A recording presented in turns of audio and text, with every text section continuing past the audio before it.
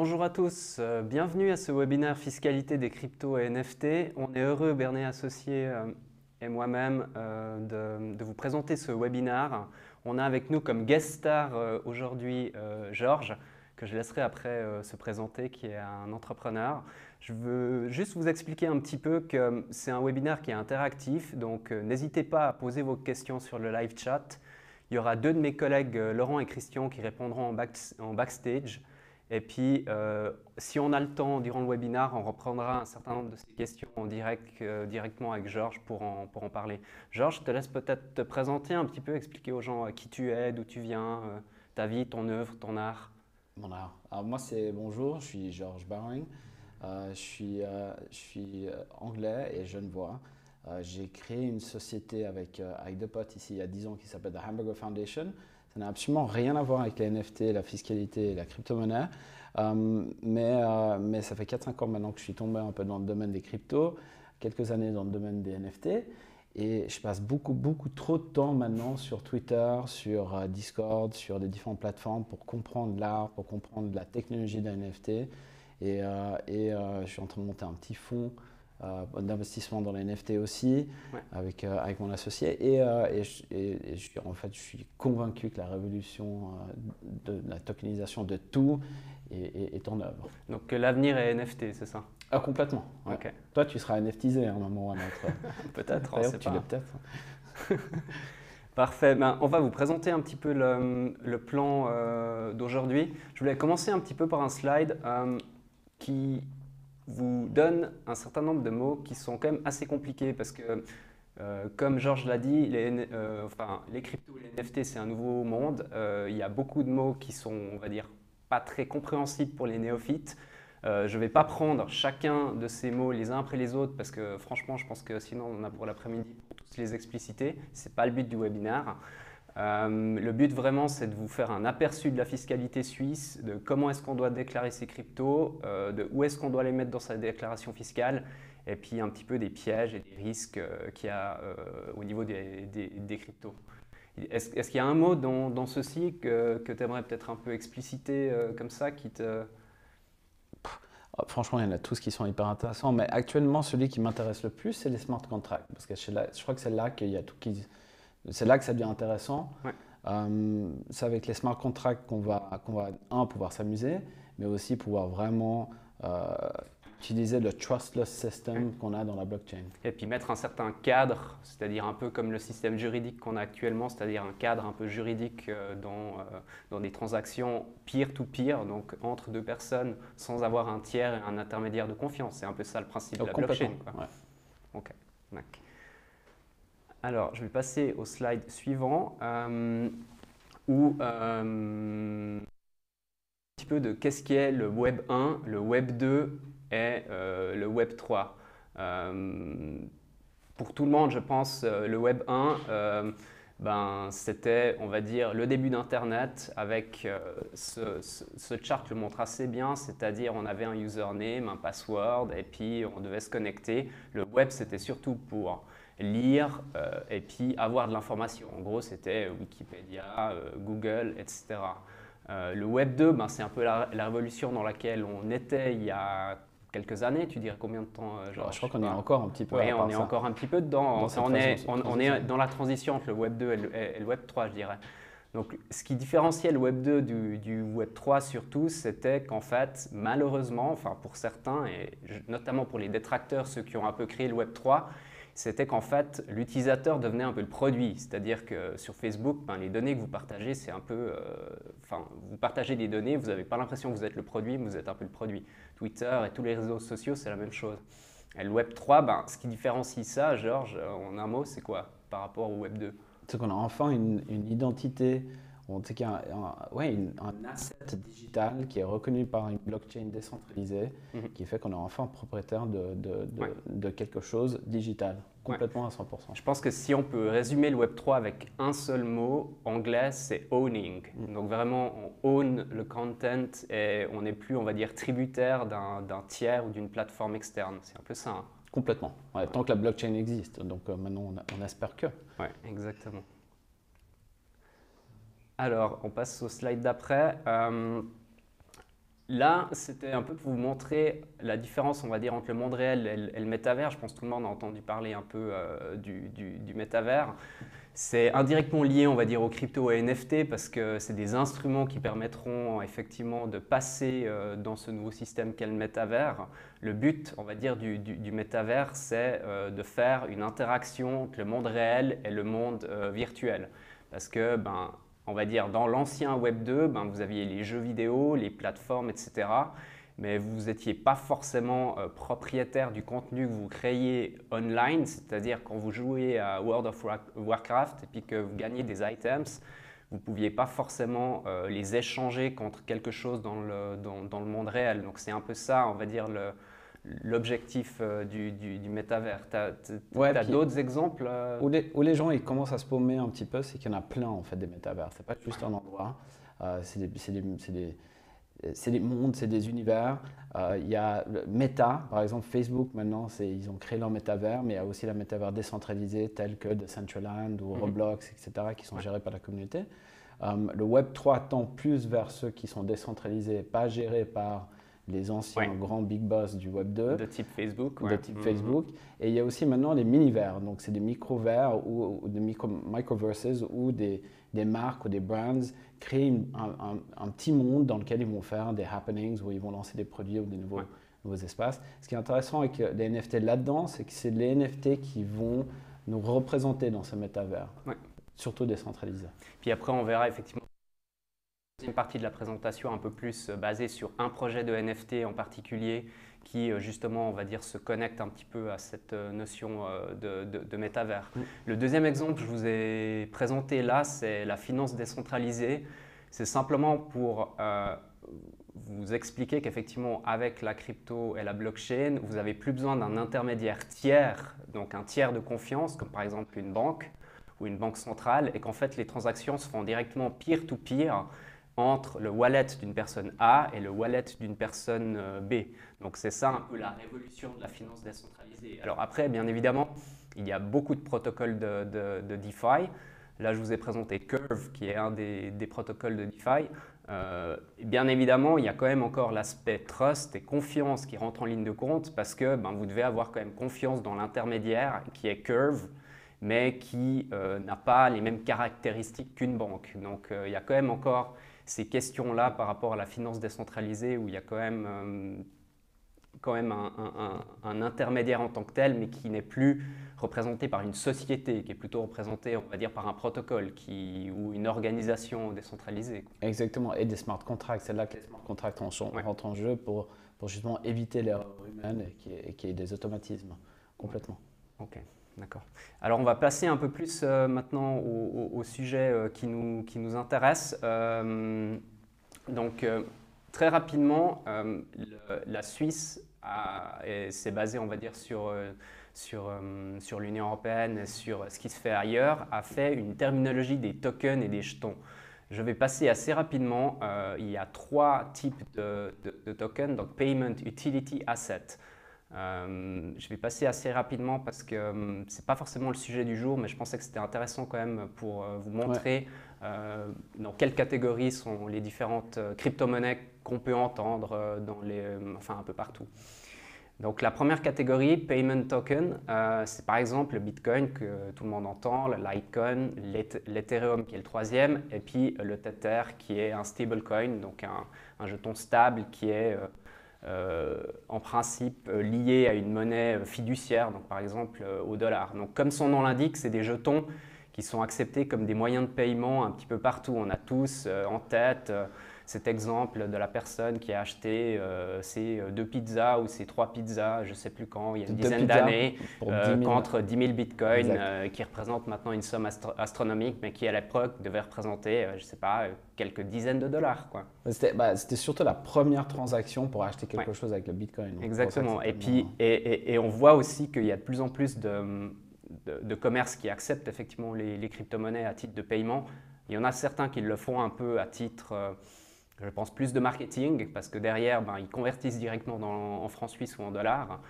Il y en a d'autres qui le font plus parce qu'ils croient à l'écosystème et puis ils ne vont pas forcément convertir ceci. Donc, complètement. Tesla, on peut acheter une bagnole maintenant en bitcoin. ou en Doge, je crois. Ou je ne sais pas si ça vaut je encore crois quelque qu'ils ont chose. arrêté. Ils ont arrêté. Ils ont arrêté. Voilà. Mais Digitech, par exemple, une boîte suisse, là, online, on peut payer en Ether. Mais eux, justement, ils utilisent un système qui leur permet directement, via une autre boîte, de convertir en fait directement en fiat, donc c'est-à-dire en francs suisses.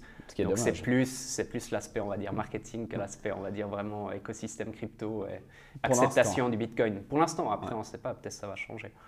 Donc on passe à la deuxième catégorie, donc c'est plutôt les jetons d'utilité. Donc ça, un peu au même titre qu'un bon que vous allez, je ne vais pas donner des marques, mais vous allez dans un grand distributeur et puis vous allez demander 100 francs en échange d'un certain service. Là, c'est un peu la même chose, sauf que vous avez par exemple ce projet qui est le Filecoin qui vous donne le droit d'accès à une plateforme de stockage de données numériques. Donc vous pouvez en fait directement en contrepartie de ce coin, avoir accès à ça. Donc ça, c'est la deuxième catégorie. Troisième catégorie, c'est tout ce qui est asset token. Donc vraiment, c'est des jetons qui présentent une créance envers l'émetteur et puis en fait un droit de sociétariat. Donc c'est plus assimilable, on va dire, à une action et puis en contrepartie de ça, vous aurez peut-être le droit à des dividendes, à un bénéfice de liquidation de la société, etc. Donc c'est vraiment assimilable, on va dire, comme tu le disais en introduction, aux actions qui sont tokenisées. C'est-à-dire une société peut se dire, j'aimerais qu'une partie de mon capital action soit mise sous forme de token dans la blockchain. Complètement. Il y a quelques sociétés à Genève qui l'ont déjà fait, peut-être pas pour la totalité de leur capital action, mais pour une partie. Il y en a plusieurs, il y en a de plus en plus. Ou une partie, mais ça peut être aussi une partie d'immeuble aussi qu'on peut tokeniser maintenant, on peut faire plein de choses. En fait, on peut tout tokeniser maintenant. Exactement. Donc ça, c'était pour vous présenter toutes ces catégories. La quatrième catégorie, je n'ai pas fait de slide, je vais juste vous en parler rapidement, c'est les hybrid tokens. Donc c'est les tokens qui ont plusieurs caractéristiques, parce que bien évidemment, comme dans la vie, rien n'est simple. Il peut y avoir des jetons qui, en fait, incorporent chacune ou l'une ou l'autre de ces caractéristiques. Donc ça peut également exister. Donc on va passer maintenant un petit peu plus on va dire, au plat de résistance, parce que voilà, je pense que c'est tout ce qui vous intéresse, vous, actuellement. Mais ces cryptos, qu'est-ce qu'on en fait? Quels impôts sont en jeu? Est-ce que je dois payer de l'impôt dessus? Quand? Comment? Par le biais de quel formulaire, etc. Parce que c'est encore vraiment... C'est vraiment le Far West encore, on est encore dans un truc qui n'est pas hyper régulé. Alors les autorités ont quand même mis en place un certain nombre de choses et de frameworks, mais ça met du temps comme d'habitude, c'est-à-dire qu'entre le moment où, on va dire, la technologie avance toujours plus vite que la régulation, donc il y a toujours la régulation qui a un train de retard sur la technologie. Et puis il y a toujours cette question où on crée un wallet, le wallet on sait qu'il n'a aucun lien avec notre nom ou notre personne, donc comment est-ce qu'ils vont vraiment être au courant? Si j'ai mes 12 Bored Apes dans un wallet que j'ai créé il y a un an, j'en sais rien, ça a toujours été la question que je me posais, donc d'où cette discussion intéressante, parce que oui, clairement, parce que je crois que tout simplement, si un jour on veut les vendre, les Bored Apes, et puis on va encaisser un peu d'argent et acheter un doodle, autre chose, il va falloir les déclarer. C'est un peu ça. Comme on le verra, c'est souvent plutôt au moment où effectivement on réalise le gain ou la plus-value et où on a une problématique on va dire, de différence sur la déclaration d'impôt et d'évolution de fortune que là, tout d'un coup, les questions peuvent venir. Avant, c'est relativement difficile pour les autorités fiscales de venir découvrir que tu as un wallet sur la blockchain Ethereum et puis que dessus, tu as 15 Ethers, dont 8 qui sont stakés en attendant que Ethereum 2.0 soit released. C'est clair, c'est un peu ça le problème. Voire pratiquement impossible, je dirais. Non, c'est clair que... Alors c'est totalement transparent, hein, bien évidemment, parce que dans la blockchain, il y a tout qui est là. Mais derrière le code hexadécimal du wallet, on ne sait pas que c'est Monsieur X ou Madame Y qui est propriétaire de ce wallet. C'est ça la problématique. Justement, et contrairement à ce qu'on pense, c'est le pire moyen de blanchir de l'argent. Oui, parce qu'il y a une traçabilité ultime. Ultime, on se retrouve comme j'en sais rien, comme Pablo Escobar à essayer de foutre des $, dans des trucs, mais parce qu'il faut le sortir à un moment. Donc en fait, nous, on est là. Notre but aussi aujourd'hui, c'est ce côté éducationnel pour que les gens ils comprennent qu'en fait, déjà, la blockchain, c'est un truc qui va changer le monde et qui est en train de changer le monde. La tokenisation de n'importe quoi d'un asset sur la blockchain va être le futur et on y est. C'est un truc qu'on ne peut pas trop arrêter, qu'on peut pas. Donc, comment est-ce qu'on le déclare? Comment est-ce qu'on paye des impôts dessus? Parce que c'est bien de payer des impôts, parce qu'on en a besoin. Évidemment pas trop, mais grâce à toi, ou pas. Et donc, comment est-ce qu'on met ça en place pour avoir vraiment une infrastructure où les gens ils vont se sentir très à l'aise dans ce monde? Ouais, c'est clair. Ça, c'est le monde idéal que tu dépeins. C'est peut-être le monde qu'on aura dans 5-10 ans quand on aura toutes les certitudes par rapport à toutes ces questions-là. Ouais. Écoute, on verra. Donc, on va commencer juste pour vous expliquer. On est parti du principe que, bien évidemment, on avait affaire à des résidents suisses qui avaient l'obligation de déposer une déclaration d'impôt. Si effectivement vous êtes une personne qui est à l'impôt source en Suisse, vous pourriez devenir contribuable fiscal vis-à-vis du fait que vous détenez un certain nombre de crypto-monnaies. Mais je vous laisserai peut-être poser des questions un peu plus précises à mes collègues sur le chat à cet égard. Nous, là, vraiment, on va partir de la prémisse, vous êtes résident suisse, vous devez déposer une déclaration d'impôt. Donc, comme je l'ai dit, l'administration, donc l'AMC, a déjà fait un document de travail sur la question de l'imposition des crypto-monnaies, déjà en août 2019. Donc on peut dire qu'ils étaient relativement avancés sur la question, contrairement à d'autres autorités fiscales qui ont mis quand même beaucoup plus de temps pour pouvoir en fait sortir ce type de document.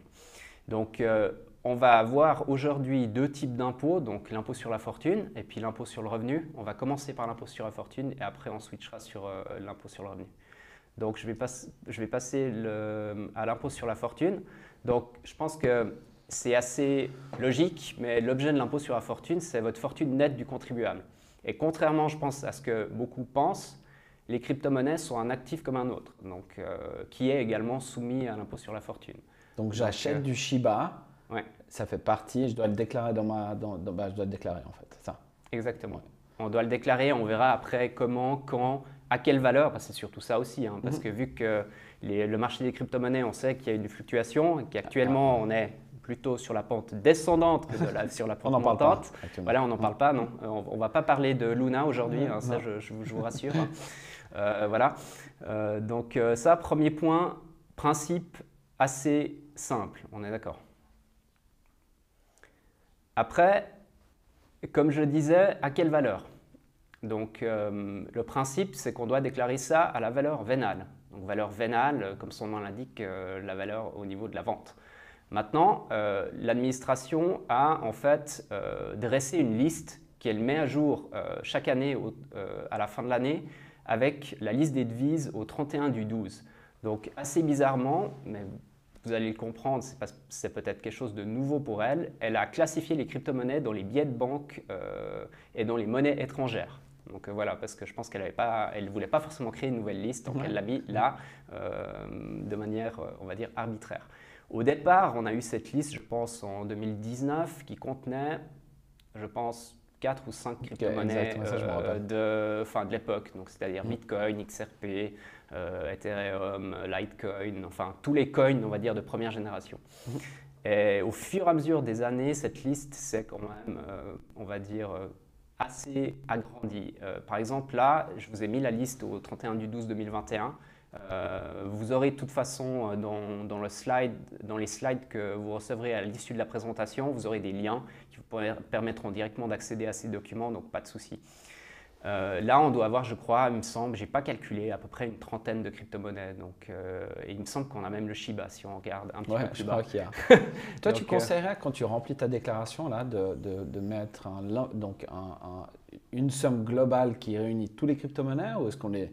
Parce que moi, je n'ai pas forcément envie que le mec à la rue du sang, à l'hôtel de finance ici à Genève, sache le nom de Bitcoin ou le nom d'Ether ou j'en sais rien que j'ai. Bon, théoriquement, il est en droit de savoir la proportion, on va dire, des crypto-monnaies que tu as dans ta déclaration fiscale. Ça veut dire qu'en fait, logiquement, tu dois tout mettre. Après, Ça dépend bien évidemment le nombre de cryptos que tu as. Je dirais il y a deux cas de figure.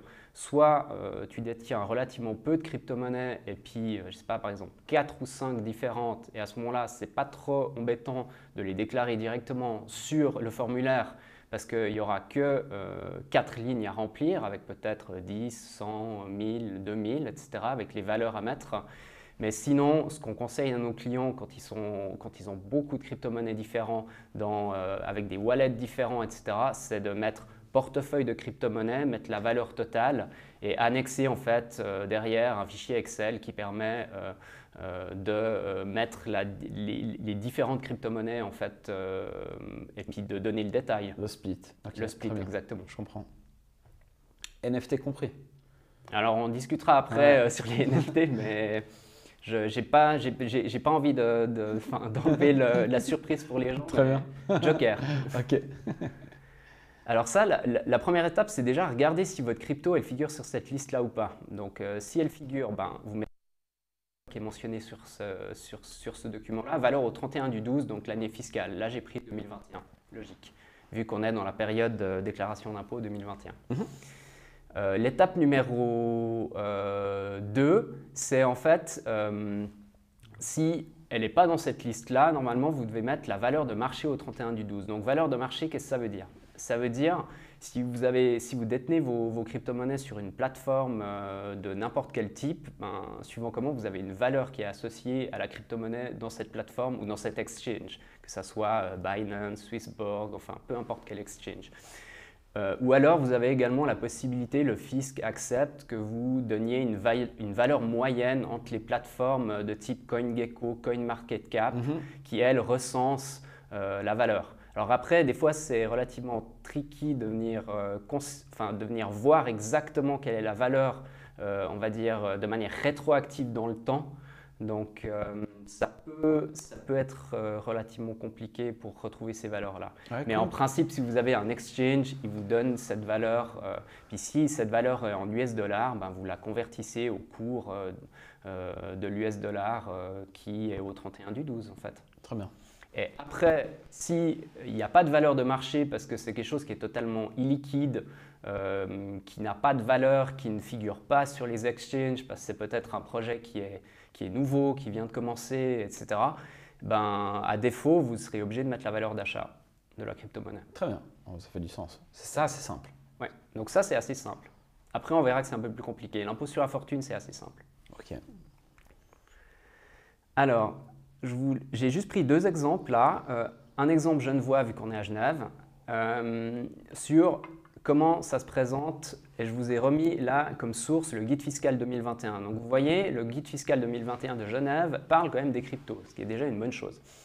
Il vous dit qu'il faut déclarer dans l'état des titres comme un compte bancaire. Donc c'est-à-dire que vous allez mettre soit la crypto-monnaie en question, soit, comme je l'ai dit avant, portefeuille crypto-monnaie et la valeur totale du portefeuille en fonction du nombre de crypto-monnaies que vous avez. Parce que vous allez voir, la feuille est relativement courte.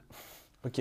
Donc si vous en détenez 200, ça va être assez compliqué et painful de remplir directement les 200 là-dessus en fait. Je vous ai donné également l'exemple vaudois où c'est un peu différent parce que sous Vaud, ils vous disent, donc ça c'est aussi l'extrait des instructions générales vaudoises, ils vous disent il faut déclarer sous code 420. Donc code 420 c'est un autre élément de la fortune. Donc en fait eux ils classent ça dans tout ce qui est or, métaux précieux, donc c'est-à-dire un petit peu une autre catégorie qu'on va dire finalement c'est plutôt assimilé on va dire à un compte bancaire en tant que tel. Après, ça ne change absolument rien du tout. C'est juste, ça sera imposé au même titre à l'impôt sur la fortune, c'est juste en termes de présentation dans la déclaration fiscale. Tout dépend si on considère le Bitcoin comme de l'or digital ou... Ouais, c'est juste. Exactement. Ouais, ça, je pense qu'à mon avis, c'est une question philosophique, mais je ne suis pas certain qu'ils sont allés jusque-là pour effectivement classifier ça dans les différentes catégories, à mon avis. Voilà. Alors, maintenant, on va passer à la partie qui est un petit peu plus compliquée de l'impôt sur le revenu. Parce que comme vous le savez, les cryptos, certaines cryptos vous permettent on va dire, de réaliser des revenus. Donc, on parlera après du mining, du staking, du liquidity staking, etc. Ce qui est sûr, c'est que par principe, vous êtes imposé sur l'ensemble de vos revenus nets en Suisse. Donc ça, c'est l'article de la LHID. En matière de crypto-monnaie, bien évidemment, il peut y avoir deux moments où vous êtes imposé sur le revenu, c'est-à-dire soit pendant la période de détention des cryptos. Donc en fait, vous ne vous dessaisissez pas de la crypto, mais un petit peu au même titre qu'un dividende que vous auriez pour Apple ou bien pour n'importe lequel des actions qui versent des dividendes, ben vous touchez un revenu pour le fait de participer, on va dire, à l'écosystème de la crypto-monnaie, valider des transactions, ce genre de mécanisme-là. Et après, ben, bien évidemment, il y a aussi, ben, comme on a parlé en introduction, au moment où on cède ces crypto-monnaies et qu'on veut réaliser, en principe, une plus-value. Hein. Il peut y avoir des fois des moins-values, mais voilà. Souvent même, d'ailleurs. Oui, exactement. Et puis, donc voilà, ça, c'est ces deux moments. Donc, on va commencer par le premier moment, on va dire. Donc, c'est vraiment pendant la période de détention des crypto-monnaies. Je vous ai fait un petit tableau pour vous expliquer un petit peu les différentes sources de revenus. Donc, mining, tu peux un peu… Miner, c'est créer le token, c'est créer le cryptocurrency. Les mineurs, ils doivent avoir des énormes ordinateurs et c'est un vrai business. Pardon, je dois tousser. Merci. Et bon, ça devient assez compliqué pour miner en Suisse, mais c'est un métier. C'est un métier. Et donc, on crée en fait de la valeur. On crée une monnaie. C'est comme si on mintait le franc suisse.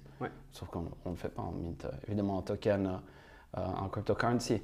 Mais le mining, c'est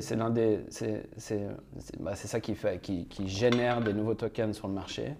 Et évidemment, c'est ça qui fait fonctionner, on va dire, la blockchain. Et puis peut-être pour rappeler un petit terme technique, c'est-à-dire le mining, c'est uniquement pour les blockchains qui sont proof of work, c'est-à-dire vraiment la preuve du travail. Donc comme l'a dit Georges, c'est par le biais d'ordinateurs qu'on vient en fait créer ces nouveaux blocs, et puis il faut une puissance de calcul assez importante pour le faire.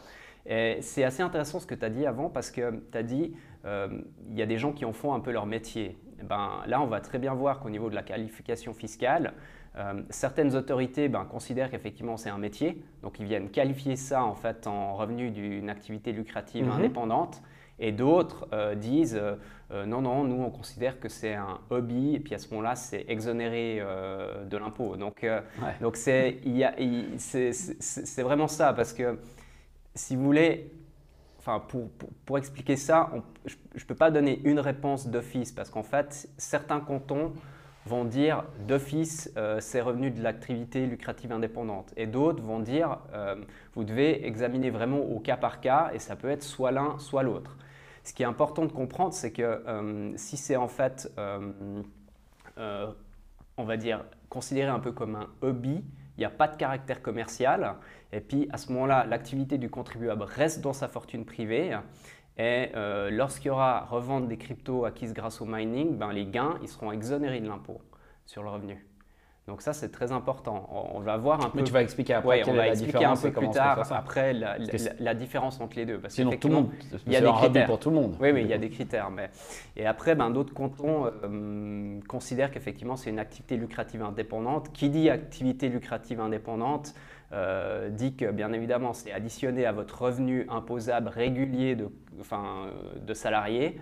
Et puis d'autre part, vous devez également payer les charges sociales, donc AVS, AIAPG, sur en fait ces revenus de crypto-monnaie. Donc ça peut avoir des conséquences qui sont vraiment très très importantes. Ah, donc c'est comme donc si je mine un bitcoin et puis j'ai de la chance avec mon petit ordi petit reg, mon petit machin là qui mine, et j'ai de la chance de tomber sur un bitcoin et je le gagne, disons, je le mine. Ça va être considéré comme un salaire en fait, c'est ça, je dois payer de l'AVS dessus. Exactement. Okay. Sauf si c'est un hobby, parce que c'est un truc que je fais les dimanches. Exactement. Ok. Exactement. Donc je mine que les dimanches en fait, c'est un peu ça. Alors si tu arrives à prouver ça aux autorités fiscales et qu'elles te suivent, fine. Ok, d'accord, donc c'est considéré comme un salaire, intéressant. Et si je suis une boîte, imagine que je suis une boîte de mining et puis je considère ça comme un produit. Si tu es une boîte de mining, ça sera de toute façon considéré comme un revenu, je veux dire, de l'activité lucrative de la boîte. Ça, là on parle vraiment uniquement, on va dire, des personnes physiques. Ok, très bien. Donc, après, on passe au staking. Donc, staking, c'est, on va dire, le pendant du mining, mais pour toutes les blockchains qui sont proof of stake. Donc, stake, ça veut dire détenir. Donc, c'est par exemple comme Ethereum. Donc, c'est un autre système de validation des blocs. Bientôt, Ethereum. Exactement, oui. Exact, ouais. Donc, mais c'est le but de Ethereum 2.0 d'avoir du proof of stake. Donc, c'est un autre système de validation des blocs où en fait vous devez, on va dire, staker. Ça veut dire en fait vous ne dessaisissez pas des tokens, mais vous les donnez, vous les mettez à disposition, on va dire, du network pour valider des transactions. Et bien évidemment, plus vous en avez, plus vous aurez de chances de valider des transactions. Exact. Et puis, quand on valide une transaction, en fait, on touche une part du revenu et des frais de transaction qui sont générés par le système et qui sont payés par les deux intervenants. Qui sont des intérêts presque Exact. en fait dessus. Donc on reçoit des intérêts. Donc pour toi, c'est considéré comme un peu comme des dividendes en fait, c'est ça ces intérêts comment Oui, alors en fait c'est plus au niveau du staking, ce qu'il faut faire attention, c'est que ça dépend si on est en fait validateur en tant que tel de la blockchain, parce qu'à ce moment-là, si on est validateur, donc c'est nous qui créons le nœud de validation, à ce moment-là, on a un risque qu'on soit considéré comme un revenu de l'activité indépendante. Parce qu'à ce moment-là, il y a aussi l'aspect, on va dire, de mettre en place tout un système qui permet en fait de créer cette activité qui est une activité commerciale et qui n'est pas en fait un hobby en tant que tel. Tandis que quand on est autre chose, c'est-à-dire qu'on reçoit une indemnité d'un staking pool. Donc, staking pool, c'est plusieurs personnes qui se mettent ensemble pour valider. En fait, le validateur va transmettre une partie de ce qu'il a gagné en validant le bloc en fait, aux personnes qui sont rentrées dans ce staking pool. Et là, à ce moment-là, en fait, les staking pools, les indemnités qu'on reçoit, c'est considéré comme un revenu de la fortune mobilière et puis c'est imposable et ça doit être déclaré à titre de revenu dans la déclaration fiscale. Et en fait, où ça devient complexe, c'est que c'est un monde dans lequel, où moi j'ai l'impression que je teste beaucoup. Donc je suis en train de tester des staking sur des plateformes que je sais pas, du Toom ou des plateformes qui sont assez complexes. Il y en a même qui s'appellent du Internet Magic Money qui est juste génial avec du Abracadabra ou des trucs comme ça. Et donc j'ai testé un peu tous ces trucs et puis après je les oublie un peu, ils font du stake. Il y a des intérêts qui tombent sur des trucs parce que tu peux staker quelque chose pour ensuite le restaker parce que tu as chopé un token qui est restaké par derrière. Tu as genre du inception de staking comme ça où ça devient assez complexe. Donc, j'ai aucune idée comment ça sortirait ça, mais je pense que c'est juste à la fin, voir en fait combien il me reste ou combien j'avais au début et combien j'ai un mois plus tard. Ce qui est très compliqué, c'est que selon les règles actuelles, en fait, on doit déclarer ça au moment où on encaisse en fait le revenu du stake. Donc après, il y a encore d'autres choses, c'est-à-dire qu'il y a des stakes qui sont bloqués. Par exemple, si on stake pour les Ethereum maintenant sur certains protocoles, on les recevra au moment où ça va passer sur Ethereum 2.0. Donc en fait, exactement, enfin quand ça va passer, à ce moment-là, le revenu sera considéré au moment où on l'encaisse, donc au moment où on peut en fait en disposer. Donc c'est ça toute la problématique du staking. Il y a du staking où on reçoit du staking tous les jours. Donc assez logiquement, il y aurait en fait chaque jour de l'impôt sur le revenu qui doit être calculé par rapport à la valeur au moment où on encaisse le revenu. Et vu la fluctuation des prix de certaines crypto-monnaies, on se retrouve face à honnêtement à une grosse problématique à ce sujet. Ouais, puis je sais pas encore. Et pour l'instant, on n'a pas beaucoup effectivement de vision sur comment on va dire comment les autorités fiscales vont traiter ce type de staking. Complètement. Je crois qu'il faut qu'on avance un peu. Ouais, je pense qu'on va avancer un petit peu. La seule chose que je voulais vous dire sur le yield farming, le liquidity mining et le lending, c'est que pour l'instant, contrairement aux deux autres où on avait une prise d'opposition de l'AFC, là on n'a pas vraiment de prise d'opposition, donc on est encore assez flou, on va dire. Donc en principe c'est les mêmes règles qui vont s'appliquer que le staking, mais on verra bien. Le airdrop pour l'instant je vais passer parce qu'on va en reparler quand on parlera des NFT en fait.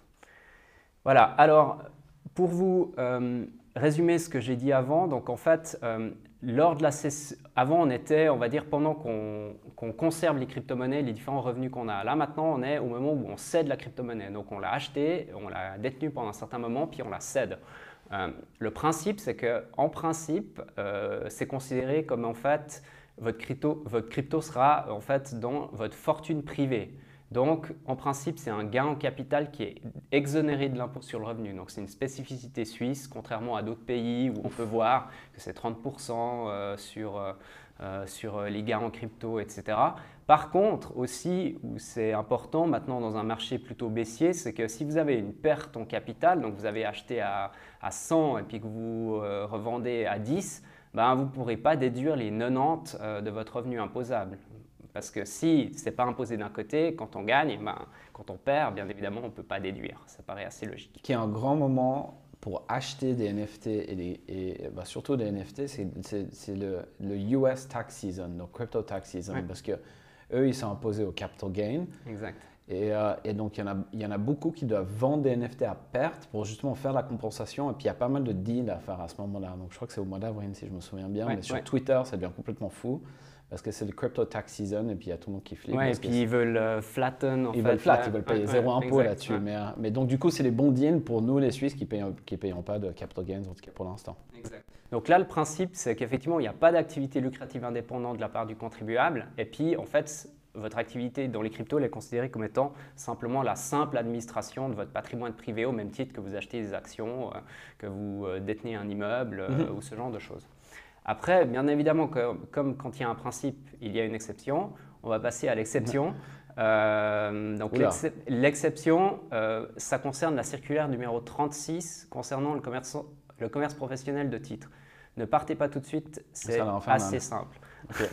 Le principe, c'est que le fisc peut en fait requalifier votre activité comme étant une activité lucrative indépendante sur la base d'un certain nombre de critères. Qu'on va voir après sur la slide d'après, je vous les expliciterai, pas de souci. Donc, comme avant, si vous faites un gain en capital, c'est imposable comme revenu. Et puis, à ce moment-là, vous avez également l'imposition AVS, AIAPG, comme on a vu avant. Okay. Et si vous faites une perte en capital, par contre, vu que c'est imposable en cas de gain, ben là, vous pouvez déduire ça de votre revenu imposable. Et donc, les critères sont les suivants. Donc ça, c'est les 5 critères pour en fait qu'on vienne exclure la professionnalité. Donc ça veut dire que dès le moment où vous remplissez ces 5 critères de manière cumulative, le fisc va considérer que vous n'êtes pas professionnel. Ce qu'il faut savoir, c'est que 5. Exactement, c'est cumulatif. Hein. Ouais. Et ce qu'il faut savoir, c'est que ces critères ont été mis en place pour le commerce professionnel de titres, donc plutôt pour l'activité standard de trading et de bourse. Et puis que c'est des critères qui ne sont pas forcément très adaptés au marché des cryptos actuellement, mais pour l'instant qui sont quand même appliqués par les autorités fiscales. Certes, avec une certaine souplesse, parce que comme on va le voir, ils ne sont pas tellement adaptés. Parce que par exemple, le premier critère, détention pour une période de 6 mois. Comme on sait, le marché est hyper volatile, ce n'est pas inhabituel qu'une crypto ne soit pas détenue pendant 6 mois. Clairement. Ouais. Donc voilà, le deuxième, le volume des transactions. Également, on peut avoir des volumes qui sont assez importants. Il est peut-être un peu moins problématique que le premier critère, je dirais. Toi, tu as déjà vu des cas de requalification? Honnêtement, pas encore. Mais on n'est pas à l'abri que… Après, on a eu des cas limites où justement on est venu valider, on va dire, la position auprès des autorités fiscales par un ruling. Parce que finalement, c'est un peu là où on a notre… rôle à jouer, c'est-à-dire c'est d'aller présenter le cas au fisc et lui dire voilà les principes, voilà les exceptions, voilà le cas de notre client. Est-ce que vous pensez qu'il est dans le principe ou dans l'exception? Et là, dans le cas présent, on va essayer de venir considérer qu'effectivement c'est plutôt un gain en capital exonéré. Intéressant. Je crois qu'il nous reste 20 minutes. Donc on va avancer un petit peu. Donc je vous laisse lire les critères, mais ce qui est important que vous compreniez, c'est que ces critères sont actuellement les critères qui sont appliqués, mais qu'on n'est pas à l'abri qu'en fait ils changent dans le futur. Je crois que c'est en train d'arriver au Portugal, ils sont en train de faire des nouvelles lois là-dessus, etc. Donc, et puis vu qu'on a un peu tendance à piquer les idées chez nos voisins, il n'est pas impossible qu'il y ait des trucs qui arrivent. Exact. Donc ça, c'est ce que je vous ai déjà dit avant, donc je vais passer rapidement sur ce slide. Maintenant, on va passer au deuxième plat du jour, enfin au dessert plutôt, on va dire. Au dessert. Donc, l'une des questions qu'on me pose souvent, je sais pas si vous connaissez, je pense qu'il y a beaucoup de gens qui connaissent ces Bored Apes un peu dégueulasses, mais ils valent déjà beaucoup trop d'argent pour la tronche qu'ils ont. Mais où ça a été fun avec les NFT, avec ces NFT, c'est qu'il y a eu tout un gamification autour. Donc le fait qu'on détienne, puis on va en parler maintenant, tu commences à en acheter un de ces trucs en avril l'année passée, et au fur et à mesure, ils faisaient des airdrops de différents trucs. Et je crois que tu as fait la liste là. Ouais. Et puis la question c'était, nous on va prendre ça comme exemple, la question c'était comment est-ce qu'on est imposé ou comment est-ce qu'on déclare ça tout le long, parce qu'en fait au final, je crois que tu peux passer au prochain slide. Exactement. Ça c'est les bases des NFT. Bon, ça, je pense qu'on va passer rapidement sur ce slide parce que finalement, c'est pour dire de manière assez barbare qu'en fait, un NFT, c'est un token non fongible, donc qui est unique et puis qu'on peut transférer dans la blockchain, qui est indestructible et puis où ça permet de savoir il a d'abord été détenu par A, puis ensuite par B, puis par C, puis par D, puis qu'il l'a vendu, etc. Donc ça, on va passer rapidement sur les caractéristiques. Ce n'est pas forcément ce qui est le plus intéressant, je dois dire. Et on a pris comme exemple, effectivement, la première image qu'on a vue. Donc c'est l'exemple du projet Bored Apes Yacht Club. Ça, c'est un peu le début, en fait. Ça, c'est quoi? C'est pas le début des NFT, mais c'est le début du projet des Bored Apes.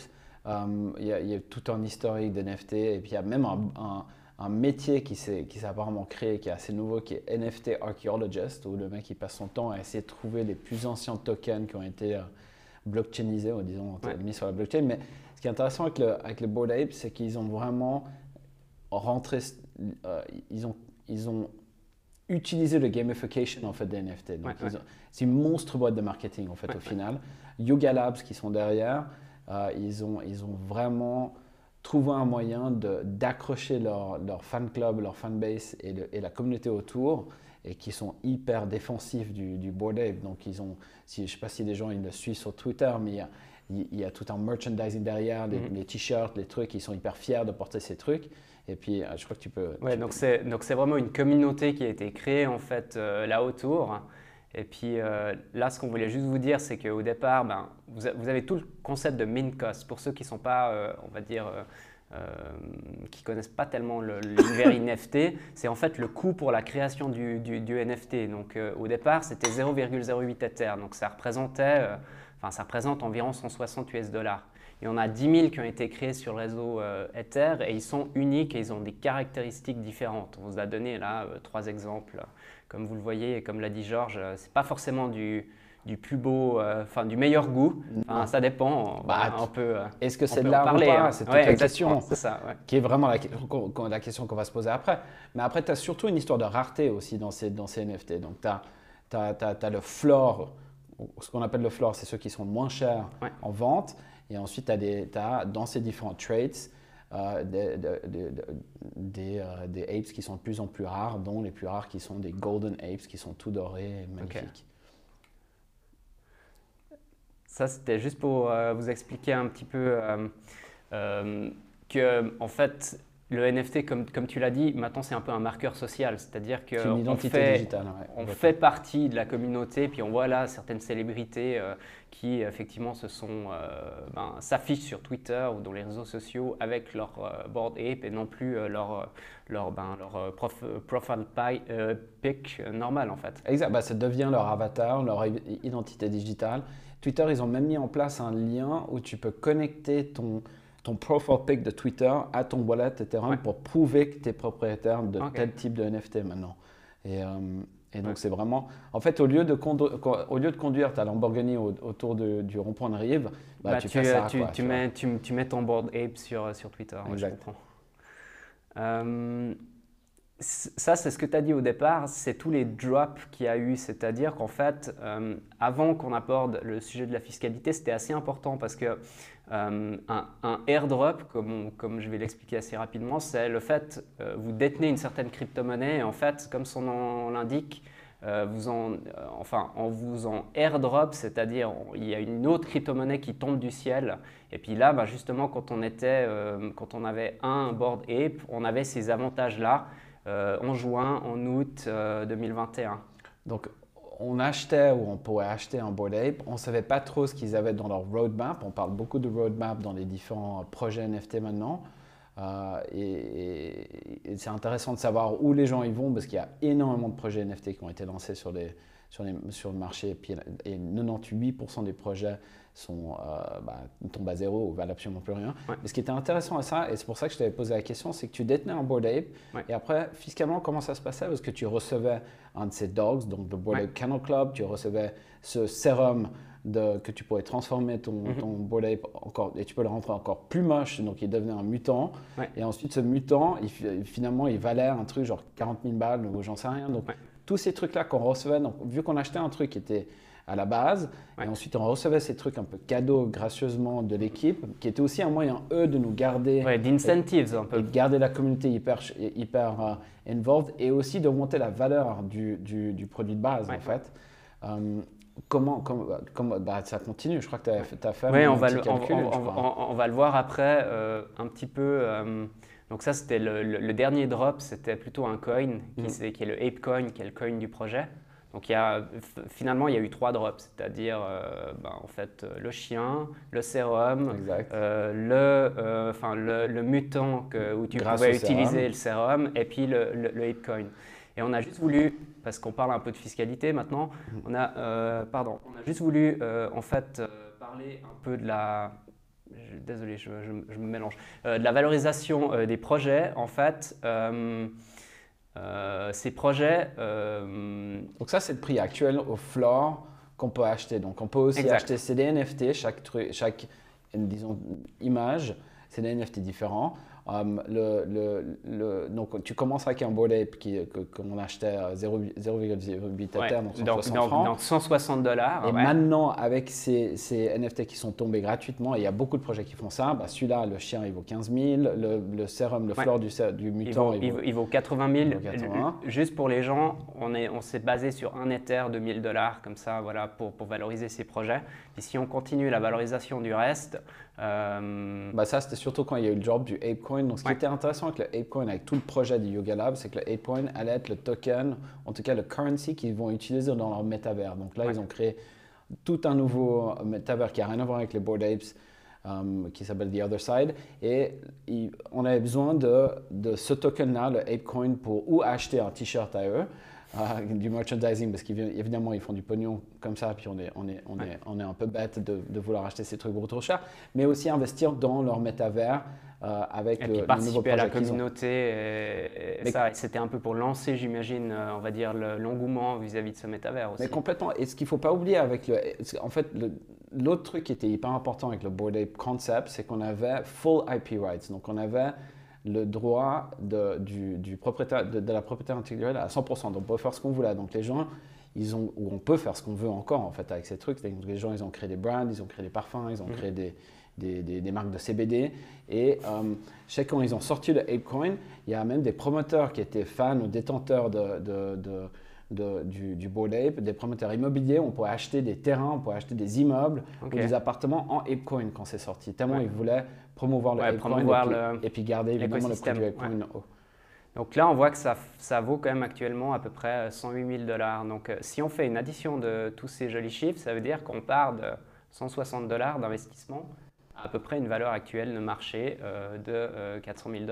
Donc on voit qu'il y a quand même un gros gap, on va dire, entre les deux. Un petit gap. C'est hyper important aussi de savoir que évidemment, ce n'est pas tous les projets NFT qui atterrissent comme ça. C'est un peu c'est la loterie, celui-là, je pense. Ceux qui étaient dedans au début, moi j'en avais quelques-uns, je les ai détenus pendant 6 mois et pendant 6 mois ça valait rien. Genre ça n'a pas du tout bougé, mais c'est quand ça a commencé à bouger, moi j'en ai vendu je les ai vendus. Pas assez cher évidemment, trop tôt, mais on le vend toujours trop tôt. Mais la question est, il y a tous ces airdrops liés à un token, on reçoit plein de tokens avec, on n'est pas forcément sûr de quel token et du calendrier de ces drops qui va arriver, mais comment tu déclares ça? On va le voir après parce qu'effectivement, ça dépend finalement quand on est rentré dans le projet. Est-ce qu'on savait qu'il y avait ces airdrops ou pas? C'est un peu… Ouais, c'est encore assez flou. On savait qu'il y avait quelque chose, mais on ne savait pas le secret. Il y a tout ce truc de secret derrière, donc on ne savait pas exactement ce qu'on avait. Tu vois, par exemple, la personne qui rentre au jour 0, où il n'y a jamais eu un airdrop et la personne qui rentre au jour, je sais pas, 300, il y a déjà eu 3 airdrops, il y a peut-être plus de chances qu'il y ait des airdrops par la suite. Ah, C'est un peu, enfin, il y a un peu cette dynamique-là. Bon, la personne qui rentre au jour 300, elle va payer $160, ça c'est évident. Oui. Donc, on passe au slide suivant. Là, c'est un peu la question qu'on s'est posée avant. Hein. C'est est-ce qu'on peut vraiment appliquer les règles bon, déjà, est-ce que c'est des œuvres d'art ou pas? C'est un peu ça. Hein. C'est toute la question. Il y a évidemment des défenseurs des Bored Apes qui sont assez moches, sont d'accord. Moi, j'en ai malheureusement un sur un mur dans mon bureau parce que je trouve ça assez fun, même si c'est un peu moche. Mais ça représente aussi un peu la base ou le début de ce NFT craze et de folie. Mais est-ce que c'est de l'art ou pas? Là, ça devient...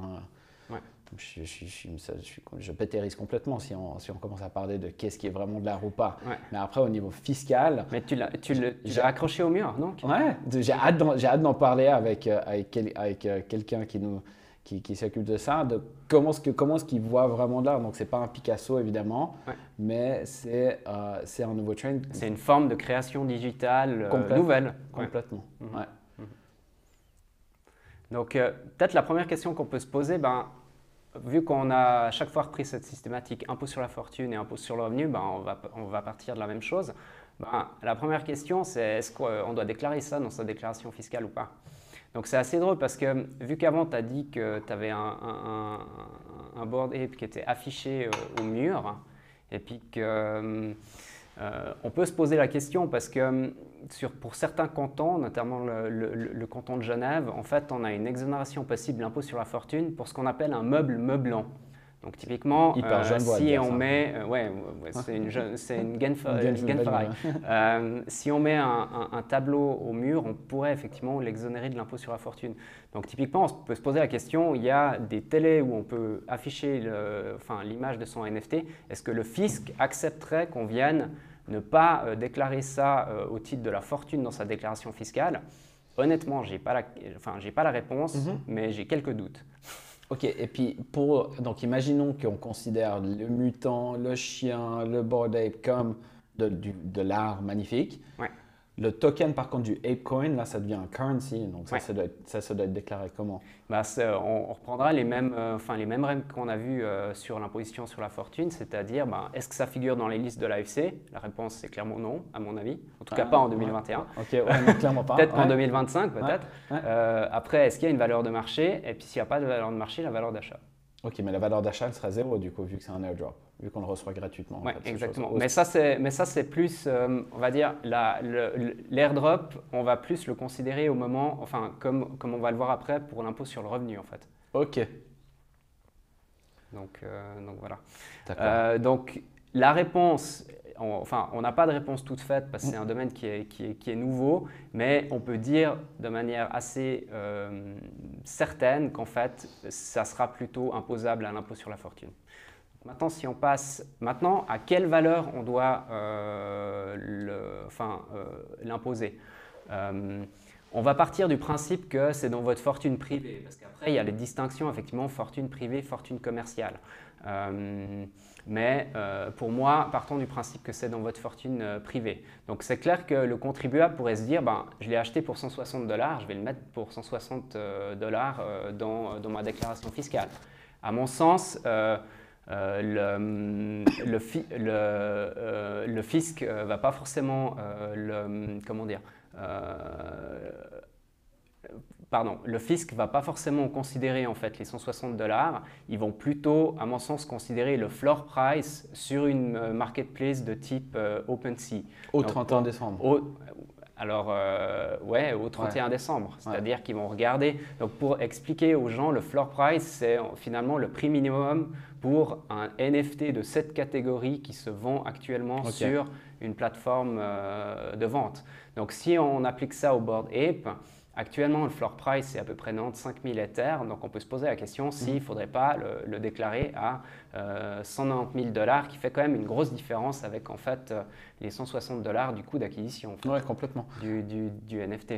On a beaucoup de personnes là sur le chat qui sont en train de dire qu'on utilise Bored Ape comme exemple des NFT, mais évidemment, on a pris le Bored Ape parce que c'est c'est l'exemple le plus, on va dire, c'est qu'arrête, tout le monde en parle, c'est sur C'est le plus hyperbolique. Exactement, mais en NFT, il y a évidemment il y a plein d'exemples d'autres tokens. Il y a de l'art digital, de l'art génératif, il y a le utility token de faire partie d'un club privé, il y a plein de choses comme ça. Donc, il y a aussi la question qui se pose, par exemple, on peut acheter un token qui est un utility token, donc le fait d'acheter ce token et puis qui sont limités en nombre et qui va valoir de l'argent, qui on espère valoir de l'argent. Par exemple, il y en a pour des groupes d'art ou groupes d'artistes où on achète ce token, il y en a que 1000 et ce token nous donne accès à des vernissages, à peut-être des drops de certains artistes avec des prix préférentiels ou même gratuitement, etc. Comment est-ce que tu verrais ça comme token, disons, comme carte de membre de... Pour moi, ce n'est pas les mêmes questions qui se posent parce que c'est un peu plus, vu comme tu l'as dit, c'est un utility token, c'est-à-dire que tu payes pour un service. C'est un peu comme si tu payais pour un membership d'accès à une salle de spectacle ou à une communauté XYZ. Donc, pour moi, ce n'est pas forcément les mêmes règles que celles qu'on a parlé aujourd'hui qui s'appliquent, impôt sur la fortune, impôt sur le revenu. Tu payes pour un service, c'est comme si tu avais un membership dans un fitness, quoi. Mais il y a des gens qui font beaucoup de spéculation là-dessus. Donc imaginons ce token, ils vont en acheter 10, ils vont en vendre 5 disons à 2 fois le prix. Et ils s'amusent, il y a un peu de trading avec ça aussi. Donc, bon, après s'ils font de la spéculation et puis que c'est leur activité première, à ce moment-là, on tombe sur la fortune commerciale. Et c'est d'autres règles qui s'appliquent que celles qu'on a parlé avant. À ce moment-là, comme on a évoqué la question. Donc, après, on va passer. Donc, peut-être pour vous résumer juste d'abord le slide sur l'impôt sur la fortune. Donc, comme on l'a vu, c'est un sujet qui est nouveau. On a assez peu de recul. L'exonération, à mon sens, de l'impôt sur la fortune, elle est assez peu probable, donc il faudra le mettre dans votre déclaration fiscale. On l'a vu, il y a la problématique de la valorisation de ces NFT. À quelle valeur est-ce qu'on les met? La valeur de marché, la valeur d'achat, le floor price, une autre valeur. Et ça, je vous l'ai juste mis, on va dire, pour le clin d'œil. On peut se poser la question si tout d'un coup quelqu'un a un impôt sur la fortune énorme à payer parce qu'il détient 100 Bored Ape. Est-ce qu'il peut faire valoir l'application du bouclier fiscal? Donc, c'est-à-dire qu'en fait, certains cantons, notamment Vaud, Genève, Valais, ont un bouclier fiscal, c'est-à-dire on évite un impôt confiscatoire lorsque l'impôt dépasse un certain seuil. Et en fait, c'est un mécanisme pour éviter que tout d'un coup, la personne soit totalement dessaisie de sa fortune vis-à-vis de ce que le fisc lui réclame comme impôt à payer. Donc, si j'ai que des NFT ou des Bored Apes, j'ai tout investi dans des NFT, mais j'ai zéro cash ou pas de cash, ou peu de cash, disons. Et je suis imposé là-dessus, c'est là que on pourrait se poser la question de l'application du bouclier fiscal. Alors après, on n'a pas encore eu de cas de figure précis, mais je pense que c'est une question à se poser, quoi. Et si on prend rapidement le dernier point, donc l'impôt sur le revenu, comme on le disait, les airdrops, donc comme tu l'as expliqué, ces chiens, ces mutants, ces ApeCoin, etc. En fait, assez logiquement, si on suit les règles de l'administration, c'est imposable à leur valeur marchande au moment où en fait le airdrop est arrivé. Donc à zéro à ce niveau-là. C'est ça, c'est la grande question. Est-ce que c'est à zéro ou pas? Comme je l'ai dit, peut-être, c'est que en fait, pour moi, on aura toujours peut-être la possibilité d'argumenter vis-à-vis du fisc qu'en fait, le airdrop était déjà pricé dans la valeur du NFT qu'on a acheté. Parce que typiquement, les gens qui sont arrivés en cours de route dans le projet du Bored Ape, ils avaient déjà vu qu'il y avait 2 airdrops, ils savaient que la communauté allait en faire d'autres, ils pourront dire j'ai acheté le Bored Ape 100 000 $. Donc moi je considère qu'en fait les airdrops futurs sont déjà pricés dans le prix que j'ai initialement payé. Par contre, la personne qui a acheté au jour 0, à moins que dans le white paper ou dans, on va dire, les fils Discord du projet, il y avait ce genre de choses qui étaient mentionnées, ça sera plus compliqué de venir argumenter, de dire, en fait, le airdrop, il était déjà valorisé. Et juste pour revenir sur l'impôt sur la fortune, pardon, on a de nouveau une petite question, c'est que si donc, ce Bored Ape il vaut tant au 31/12, on l'intègre du coup dans notre déclaration d'impôt comme de la fortune en fait, c'est ça? À côté, comme si c'était un coin, comme si c'était du bitcoin ou n'importe en fait. C'est qu'après on aura notre Bored Ape dégueulasse avec la valeur du floor au 31 décembre sur une plateforme ou une autre. Tout à fait. Donc, comme conclusion, peut-être pour vous rappeler un petit peu, première conclusion qui s'impose, non, vous ne devez pas fermer les yeux et oui, vous devez déclarer ça dans votre fortune imposable. Après, les revenus, en principe, comme on l'a vu, c'est également rajouté à vos revenus imposables, donc tout ce qui est staking, mining, etc. Je vous laisserai peut-être me poser d'autres questions si vous avez des points particuliers sur des protocoles de staking, parce que c'est un peu compliqué et on n'a pas forcément le temps de tout aborder aujourd'hui ensemble. Comme principe, rappelez-vous que les gains en crypto sont exonérés de l'impôt sur le revenu. Attention parce que le fisc peut requalifier ça en activité commerciale indépendante avec imposition AVS, donc ça peut faire mal d'un point de vue monétaire. Et après, je vous rappelle juste quand même que l'autorité fiscale a une possibilité de réouvrir la procédure de taxation pendant 10 ans, donc 10 ans c'est long, et puis peut toujours ouvrir une procédure en soustraction fiscale qui implique des amendes, une procédure pénale, et en dernier point, ceux qui auraient fermé les yeux sur leur crypto-monnaie, je vous conseille vivement de faire une dénonciation spontanée. On est là si jamais pour vous aider. C'est une procédure qui vous permet en fait de dénoncer l'infraction à l'administration et d'avoir des conséquences un petit peu moins pénibles vis-à-vis du futur. Exact. On a encore quelques questions sur, je ne sais pas combien de temps il nous reste, on a dépassé un petit peu. Donc juste pour que tu confirmes bien, si on doit vendre un token à perte, juste pour payer l'impôt sur la fortune, tant pis. C'est pour ta part. C'est le jeu. C'est le jeu. Ok, c'est partie du truc. Et un airdrop, donc ça c'est Paul Wang qui le demande, un airdrop de NFT imposable sur la valeur marchande en tant que revenu. J'avais compris de vos part que puisqu'il s'agissait de cadeaux reçus et non achetés, les airdrops ne sont pas imposables. Et je crois que ça revient à ce que tu disais avant. Je crois que c'est difficile, mais c'est si quand tu achetais le premier NFT, tu étais au courant qu'il y aura des airdrops, du coup tu n'es pas imposable. À ce moment-là, je pense qu'on peut essayer de prouver au fisc qu'effectivement le prix d'achat qu'on a payé incluait déjà les autres éléments qui seraient airdropped dans le futur. Voilà. Et puis en sachant complètement que ça allait monter à 400 000 $, complètement en fait, l'explosion des prix de ces NFT, c'est pour ça qu'il y a une méga correction actuellement, parce qu'il y a eu une bulle, il y a eu trop de monde qui sont rentrés dedans. Dès qu'il y a les superstars, des Jimmy Fallon, il y a eu Mark Cuban qui est rentré, etc. Mark Cuban qui commence à mettre ça comme profile pic sur Twitter. On sait qu'on arrive à peu près tout en haut. Saturation. Quand les milliardaires et les millionnaires ils commencent à acheter ces NFT, on sait que là, ça va se planter à un moment ou à un autre actuellement. Il faut que ça corrige, il faut que ça nettoie un petit peu. Et ça donne l'opportunité maintenant dès qu'il y a des projets qui ont un roadmap beaucoup plus stable et avec justement une vision. Et c'est là en achetant ces NFT qui ont déjà une vision au départ au lancement, on est couvert pour cette histoire d'airdrop. Oui. Exact. Parfait. Et le revenu du mining, c'est soumis à la TVA? Comme on l'a vu au début, ça dépend si on vient considérer que c'est une activité… soumis à la TVA. Ouais. Ça dépend quelle activité réellement vous… mais ça, je répondrai plus tard à cette question parce que ça nécessite plus que une ou deux minutes ou pas, de réponse. Exactement. Et puis, est-ce qu'il faut déclarer notre compte OpenSea comme compte bancaire? Donc ça, je peux répondre. Le compte OpenSea, ce n'est pas votre compte OpenSea. Il faut faire bien attention à ça. OpenSea se connecte à vos MetaMask. Et dans votre MetaMask, c'est là que vous avez votre wallet. Et ce wallet-là, il faut faire bien gaffe. Faites gaffe à la sécurité derrière, évidemment. Ouais. Moi, j'utilise plein de produits pour sécuriser les différents NFT que j'ai, mais dont Ledger et Trezor. C'est deux produits qui sont vachement bien pour avoir un cold wallet, parce qu'il y a plein de hacks, il suffit juste de cliquer sur le mauvais lien qu'on reçoit sur n'importe quoi, email ou Twitter, et on peut tous faire hacker. Et donc OpenSea, c'est juste une plateforme de transaction.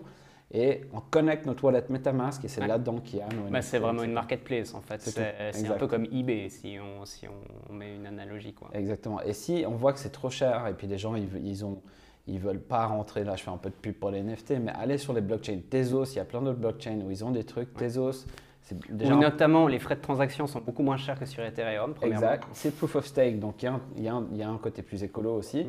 Et object.com, c'est une des plateformes comme OpenSea. Et je crois qu'ils sont basés en Suisse en plus, donc en plus c'est sympa, c'est suisse. Exact. Parfait. Bah écoutez, n'hésitez pas si vous avez d'autres questions. On est disponible par email, et Georges et moi. On sait que c'est un sujet qui est compliqué.